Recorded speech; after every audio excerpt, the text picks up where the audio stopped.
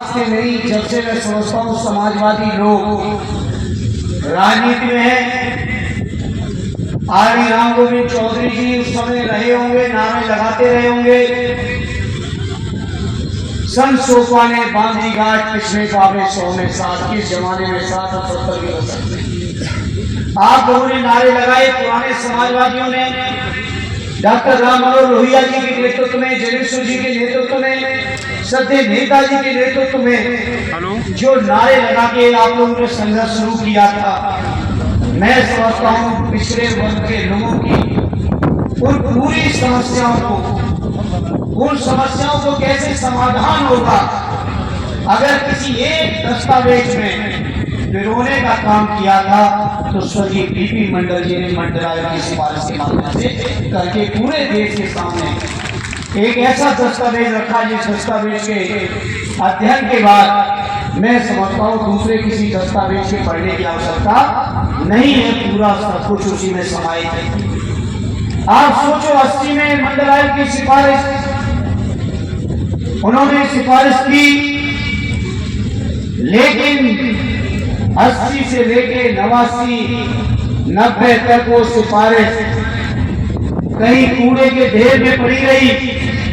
लेकिन जब मौका मिला देश के अंदर समाजवादियों को राज करने का, उत्तर प्रदेश में सच्चे नेताजी मुख्यमंत्री बने, बगल में बिहार में आने लालू जी बने, जनता दल की और समाजवादियों की सरकार जब बनी, तब जाके 90 में मंडल आयोग की सिफारिश राजनीति का, जहां मंडल आयोग की केवल 2 सिफारिशों पर ही आज हमारे कई वक्ताओं ने चर्चा की, हम नहीं दोहराएंगे।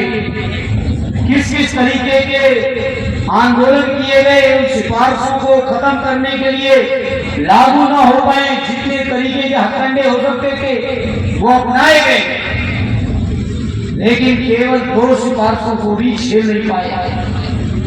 आज अमिता जी बता रहे थे कि मैंने लोकसभा के अंदर प्राइवेट मेंबर बिल पेश किया है।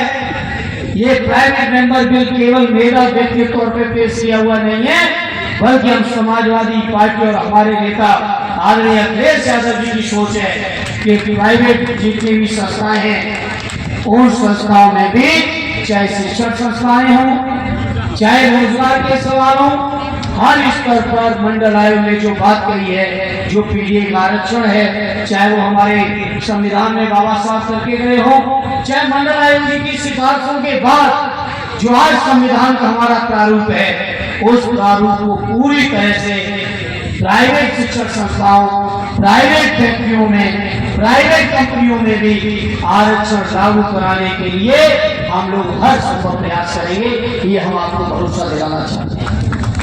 केवल पिछड़े वर्ग के साथियों के लिए नहीं, बल्कि पिछड़े वर्ग के साथ साथ हम अपने दलित भाइयों को भी प्राइवेट शिक्षण संस्थानों में और प्राइवेट कंपनियों में नौकरी दिलाने के लिए संघर्ष करने का काम करेंगे। हम अपने आदिवासी भाइयों के लिए वही संघर्ष करेंगे। ये संकल्प आदरणीय अखिलेश यादव जी का है। तो आज जहां हम सब मिलके मंडल जी के किए हुए योगदानों को याद कर रहे हैं, वही मैं समझता हूँ आने वाले समय के लिए भी हमें और आपको रूपरेखा तैयार करके संघर्ष के रास्ते पे चलने की जरूरत है।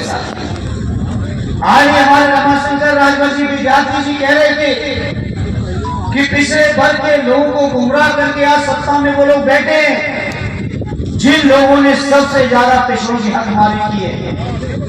इसलिए मैं आज बागी बलिया के इस मंच से कहना चाहता हूँ, और बागी बलिया के इस मंच से भी कहना चाहता हूँ, बलिया के लोगों का गौरव है, और जब कोई बलिया का व्यक्ति मिलता है तो मैं समझता हूँ देश जो सबसे पहले आजादी का जो सवाल बलिया के क्रांतिकारियों ने लिया था, इसी तरह से मैं बलिया के लोगों के बीच आज मैं आह्वान करना चाहता हूँ कि आने वाले समय में जो पीडीए के हकों की जो हकमारी की जा रही है, हकमारी के खिलाफ की जो लड़ाई हो रही है, मेरी बगिया के लोगों आज से प्रार्थना है कि सबसे पहले उस लड़ाई की कमान आप लोग संभालो।